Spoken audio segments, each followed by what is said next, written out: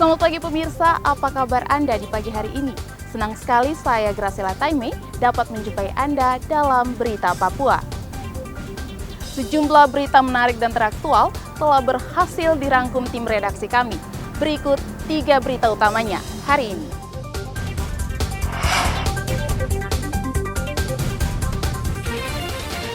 Kapal pengangkut BBM di Mapi terbakar, 2 ABK tewas.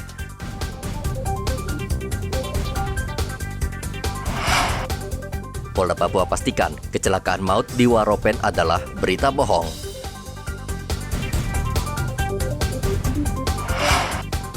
...813 narapidana di Papua Barat terima remisi HUT kemerdekaan.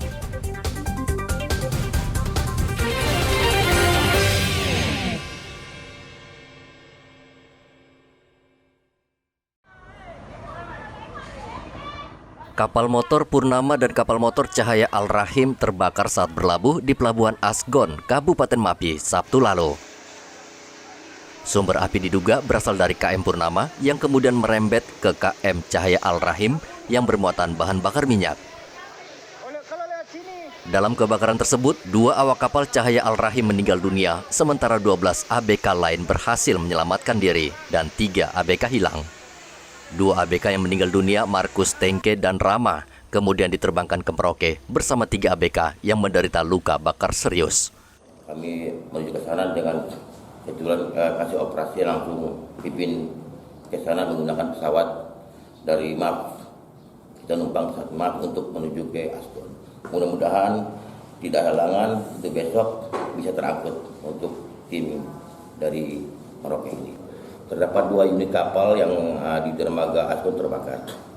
Jadi kami terima info itu di jam 18, kami terima info di tanggal 18 Agustus jam 14.30 Indonesia bagian timur. Itu untuk jarak dari kami sini itu sekitar 304,76 km dengan arah menuju ke lokasi itu 332,50 derajat. Pencarian masih dilakukan di sekitar dermaga Pelabuhan Asgon. Basarnas Merauke juga berencana mengirim tambahan personel untuk membantu proses pencarian. Muhammad Ridwan melaporkan dari Merauke, Papua. Mobil pikap ini hangus terbakar saat si pemilik baru saja mengantar kayu sebanyak 1 kubik ke sebuah lokasi proyek. Saat pulang dan melintas di Jalan Ahmad Yani Merauke, tiba-tiba dari mesin mobil keluar percikan api. Namun pengendara seolah tidak memperdulikan, padahal sudah diperingatkan pengendara lain. Saat mobil berhenti, api sudah membesar lalu melahap seluruh badan mobil. Muat kayu. Tapi tadi semester jalan sudah koslet ya bang? Memang dari sana memang katanya orang bilang koslet. Saya bilang tidak apa-apa karena ada mau kayu mau mana. Jadi saya keluar. Api terbakar di mesin. Sudah turun baru pas apa? Mau balik ada koslet terbakar. Ada kas tinggal. Tapi memang sudah ada percikan api tadi ya? Sudah menyala ya. 1 mobil pemadam kebakaran milik Pemda Merauke didatangkan untuk memadamkan api. Pengendara diminta berhati-hati saat membawa kendaraan dan rutin mengecek kendaraannya. Muhammad Ridwan melaporkan dari Merauke, Papua. Kabid Humas Polda Papua Sabtu lalu memastikan kabar di media sosial yang menyebutkan bus yang membawa rombongan Paskibra masuk jurang di Kabupaten Waropen dan menyebabkan 7 orang meninggal dunia dan 15 luka-luka adalah berita bohong. Postingan berita bohong di media sosial tersebut diunggah seseorang bernama Habil Mukri. Fakta kecelakaan tersebut terjadi di Pondok Bulu, Kabupaten Simalungun, Sumatera Utara pada tanggal 28 Februari 2013 silam. Adanya bus kecelakaan yang memuat anak SMA setelah melaksanakan paskibraka. Ya, ini di beberapa WA group di media sosial sudah naik. Setelah dilakukan patroli dari staf kami, itu ternyata kita temukan atas nama Habil Murki, ya, salah satu medsosnya atas nama Habil Murki.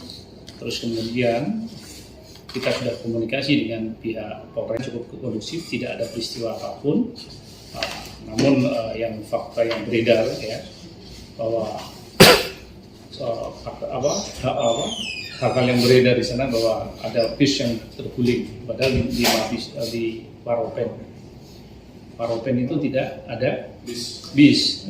Ya, ini ternyata setelah kita lakukan pengecekan, kecelakaan itu yang terjadi di Sumatera Utara pada tanggal 28 Februari 2013, ya, tepatnya di kawasan Pondok Bulu, Kabupaten Simalungun, Sumatera Utara. Berita ini sempat membuat heboh masyarakat di Waropen, namun Polda Papua menjamin situasi sudah aman serta aktivitas masyarakat sudah berjalan seperti biasa. Polisi masih memburu pengunggah berita bohong di media sosial itu. Kabid Humas juga menghimbau masyarakat agar bijak bermedia sosial dan tidak mudah percaya pada unggahan yang belum tentu kebenarannya. Arthur melaporkan dari Jayapura, Papua.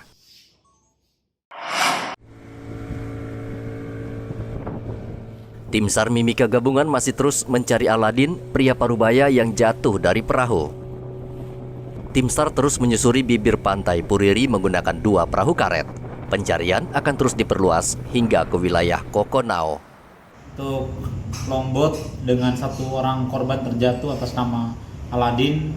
Untuk pencarian hari ini masih nihil di sekitar perairan Puriri, dan juga tim SAR gabungan melaksanakan pencarian dengan berjalan kaki menyusuri pantai di sepanjang perairan Puriri, Pulau Puriri, dan juga di Pulau Bidadari, dan hasil pencarian hari ini masih nihil. Pencarian akan dilanjutkan besok hari jam 06.00 sesuai dengan SAR Map Prediction, dan juga akan melaksanakan penyisiran di sekitar lokasi yang diperkirakan sesuai dengan prediksi SAR Map korban diperkirakan hanyut ataupun berada di lokasi tersebut. Aladin terjatuh saat perahu yang ditumpanginya melintas di perairan Puriri Rabu lalu. Perahu cepat yang ditumpangi Aladin bersama istrinya membawa sembako dari Mimika ke Pulau Puriri. Gelombang tinggi menghantam perahu cepat mereka sehingga Aladin terjatuh, sementara penumpang lain selamat. Dari Mimika, Papua, Igobat Momolin melaporkan.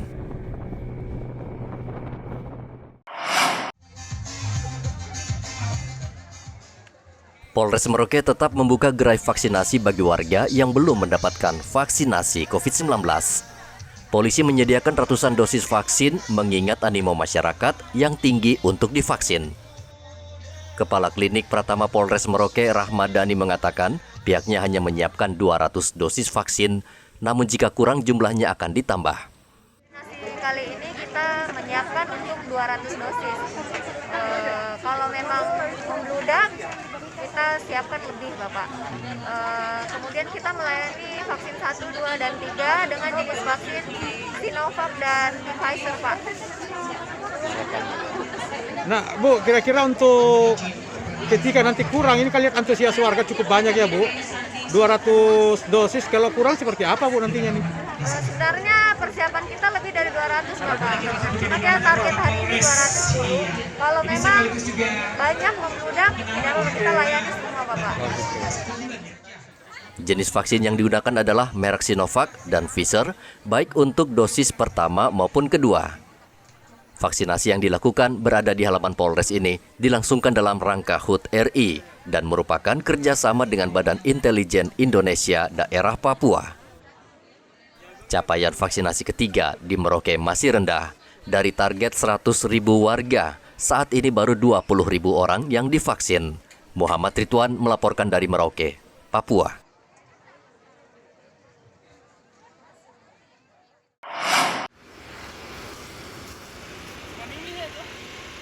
Pemda Mimika dan KPK beberapa waktu lalu memasang pelang di sejumlah lahan yang dianggap merupakan aset Pemda Mimika. Salah satu di antaranya adalah lahan bekas Pasar Lama yang terletak di tengah kota. Namun penetapan lahan eks Pasar Lama tersebut sebagai aset Pemda menuai protes warga bernama Lasaleh yang mengklaim tanah tersebut adalah miliknya.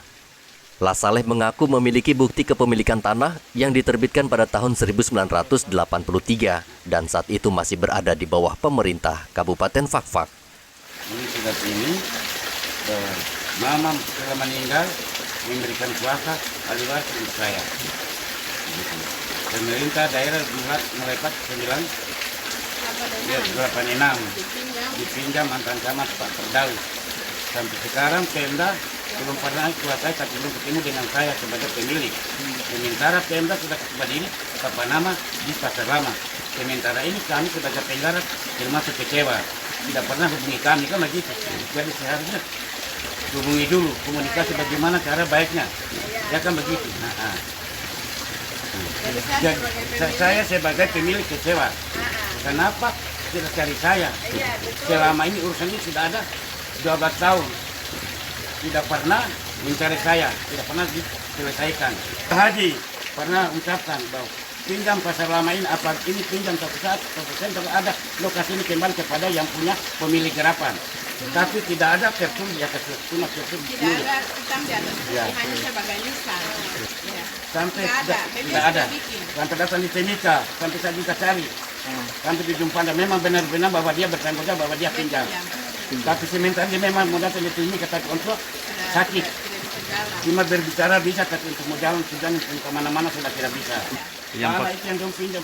Pemda pinjam sekarang ini bukan milik Pemda, cuma pinjam pakai. Begitu. Belum harus miliknya Pemda. Saya sebagai penggarap juga kecewa karena mereka sudah pasang papan nama ini, nama Pemda. Tidak ada, belum ada komunikasi di kita. Selain bukti sah kepemilikan, Lasaleh bahkan mengaku masih ingat nama camat yang telah meminjam lahannya untuk dijadikan pasar, yakni Firdaus Ahmad. Nama tersebut menurut Lasaleh tertera dalam surat garapan yang diterbitkan tahun 1983. Lasaleh meminta Pemda dan pihak terkait agar segera menyelesaikan persoalan tanah ini agar tidak berlarut-larut. Kabak Hukum Pemda Mimika, Jambia Wadan Sao, mengatakan persoalan tanah ini sudah pernah disidangkan dan hasilnya putusannya memenangkan Pemda. Menurut Jambia, pemerintah daerah juga memiliki surat-surat sah atas tanah eks Pasar Lama tersebut. Tanah Pasar Lama itu kan pada tahun 2020 kan sidang. Putusannya memang putusannya NO. Dan di situ kan Pemda punya sertifikat atas tanah itu. Pelang atas tanah itu kan sudah dipasang oleh Pemda dengan KPK itu. Nah, di situ kan pasti dijelaskan bahwa siapa yang merasa dirugikan. Ya, silakan melakukan proses hukum. Ini kan masalah perdata. Ayo kami persilakan masalah hukum kan sudah berjalan. Memenangkan hafal tingkat SD. Walaupun putusannya dari itu, tapi kalau memang karena Pemda merasa bahwa Pemda memiliki tanah itu karena punya sertifikat. 2020 tergugat menggugat tanah itu. Nah, proses hukum berjalan. Dan selanjutnya kami mohon kesediaan kepada pejabat sekretaris daerah Kabupaten Mimika untuk menyerahkan gugatannya mereka menggugat servernya kan tidak ada sama pengadilan. Pengadilan apa? Pengadilan sini. Memang di putusan itu juga kasasinya eksepsinya Pemda juga ditolak. Tapi minimal, tapi paling tidak kan Pemda punya sertifikat. Sehingga kalau memang mereka silakan saja melakukan proses hukum lanjutan. Wakil Bupati Mimika mengatakan jika ada warga yang mengklaim tanah tersebut, pemerintah bersedia duduk bersama dan menyelesaikannya secara kekeluargaan. Pemenang pawai kendaraan hias yang telah kami bacakan namanya untuk menempati tempat di depan tribun. Menjadi aset pemerintah itu pasti sudah ada sertifikat. Pasti sudah ada sertifikat. Hanya tinggal masyarakat ini masih terus berusaha. Tapi itu tidak apa-apa, itu merupakan suatu gerakan. Kami akan coba inventarisir lagi semua apa yang menjadi persoalan-persoalan masyarakat di hadapan kita. Berarti Pemda akan memberikan undangan untuk bertemu dengan mereka. Kita akan lihat apabila ada laporan dari masyarakat kepada kami. Kita akan lihat. Ya. Soalnya kalau Pemda pasang berarti Pemda punya sertifikat. Tidak usah jauh-jauh, rumah jabatan wakil bupati saja digugat. Rumah sekian tahun bersaing digugat. Selanjutnya kami mohon kesediaan Bapak Bupati Kabupaten Mimika untuk menyerahkan. Pemerintah sengaja memasang pelang sebagai penanda aset milik Pemda, namun jika ada warga yang merasa tidak puas dan mengklaim sebagai pemilik tanah, Pemda membuka diri dan meminta warga yang bersangkutan segera menunjukkan surat yang sah sebagai pemilik tanah. Dari Mimika, Papua, Igobat Momolin melaporkan.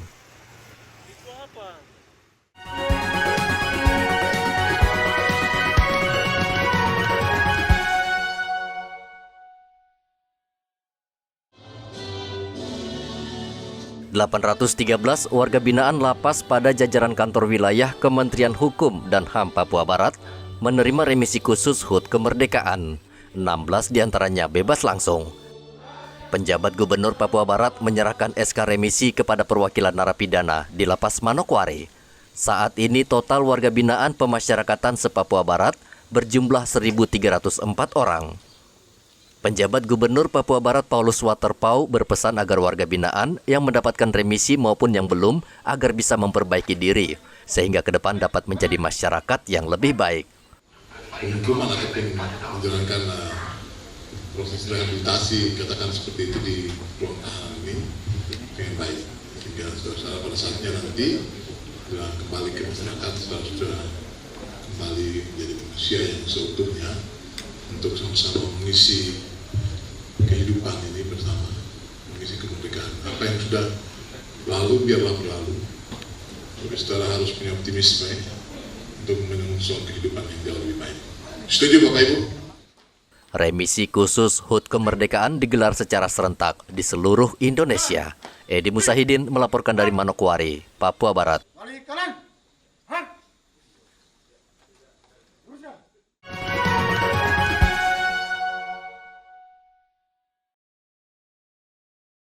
TNI Angkatan Laut Koarmada 3 menggelar upacara dan pengibaran bendera merah putih di perairan Teluk Dorei, Manokwari. Upacara ini memang dilakukan serentak di 77 lokasi di seluruh Indonesia. Sebagai inspektur upacara ditunjuk Kavasarkan Manokwari Kolonel Laut Priyonggo Syam Rahmadi. Sedangkan peserta upacara adalah gabungan dari TNI Polri, Jalasenastri Armada 3, dan komunitas penyelam Manokwari. Upacara ini merupakan instruksi Kepala Staf Angkatan Laut Laksamana Yudo Margono kepada seluruh jajarannya untuk membangkitkan semangat nasionalisme. Kami dari Jalasenastri Armada 3 merasa bangga dan senang sekali dapat berpartisipasi dalam kegiatan pengibaran bendera merah putih di 77 titik yang dicanangkan oleh Bapak Kasal. Menurut kami, sudah seharusnya kita sebagai terutama warga Papua Barat ya, yang dengan kekayaan bawah lautnya harus mencintai laut kita. Kalau bukan kita siapa lagi? Ya, gitu aja. Untuk perempuan sendiri bagaimana? Untuk perempuan ya alhamdulillah tadi juga selain dari Jalasenastri ada komunitas yang lainnya juga, ada guru ya, ada yang masih pelajar. Jadi alhamdulillah ya banyak wanita juga yang berpartisipasi selain pria. Untuk harapan untuk perempuan seluruh Papua Barat sendiri dalam hal menjaga laut. Ya. Betul. Jadi mungkin ini hanya sebagian kecil kegiatan yang dapat dilakukan ya. Banyak sekali kegiatan lain, terutama untuk menjaga kelestarian laut. Sebenarnya kalau kami sendiri dari Jalasenastri, kami sudah pernah menanam terumbu karang di beberapa tempat di wilayah kerja Armada 3 ya, seperti di Misol, kemarin di Ambon juga. Jadi kami juga berharap perempuan dan semuanya ikut menjaga kelestarian bawah laut Papua Barat yang udah terkenal di mana-mana ya, sangat indah sekali. Pengibaran Sang Merah Putih di bawah laut dipusatkan di Pulau Putri, Kepulauan Seribu, yang diikuti 886 penyelam dari prajurit TNI Angkatan Laut dan Polri, pemerintah daerah, organisasi masyarakat, klub selam, dan awak media, sekaligus untuk memecahkan rekor muri. Edi Musahidin melaporkan dari Manokwari, Papua Barat.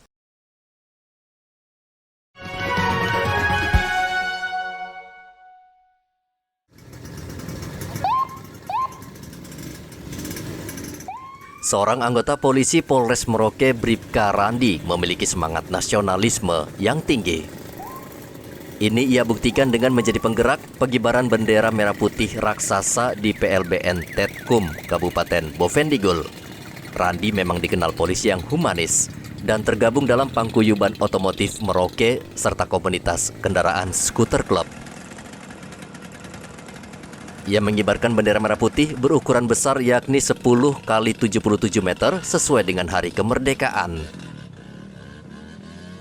Ia mengatakan tujuan mengibarkan bendera ini untuk menumbuhkan rasa nasionalisme kepada generasi penerus bangsa, serta menghargai dan mensyukuri jasa-jasa para pahlawan pejuang kemerdekaan Republik Indonesia. Kegiatan Tour de Boven 5 Itu kegiatan yang dilaksanakan oleh teman-teman bikers di Kabupaten Merauke. Kebetulan saya dipercaya oleh teman-teman untuk menjadi koordinator di kegiatan itu. Kegiatan Tour de Boven menempuh jarak sejauh 1.300 km. Kita membawa misi membentangkan bendera raksasa sepanjang 77 dikali 10 meter, yaitu kita bawa dari PLBN Sota di Kabupaten Merauke menuju ke PLBN Yetetkun di Kabupaten Boven Digul. Dikawal oleh 77 bikers dari total 35 komunitas di Kabupaten Merauke. Tujuan kita satu, mengabarkan bahwa kita masih merah putih di daerah-daerah perbatasan di Indonesia yang selama ini mungkin banyak masyarakat di sana yang belum pernah merasakan kemeriahan kemerdekaan Republik Indonesia. Kita bawa misi itu bahwa kita telah merdeka, kita harus terbebas dari segala bentuk penindasan, bahwa kita adalah Indonesia. Kita mempunyai tugas bahwa Indonesia itu tetap satu. Kita rangkul saudara-saudara kita yang berseberangan dengan NKRI. Ayo kita sama-sama membangun dari sisi yang kita bisa. Randi kembali mengingatkan, nasionalisme harus digelorakan pada generasi muda untuk menjaga NKRI. Muhammad Ridwan melaporkan dari Merauke, Papua. Pemirsa, informasi tadi sekaligus mengakhiri jumpa kita pada pagi hari ini. Saya Graciela Taime, mewakili kerabat kerja yang bertugas menyampaikan terima kasih, selamat beraktivitas, sampai jumpa. Wanyambe.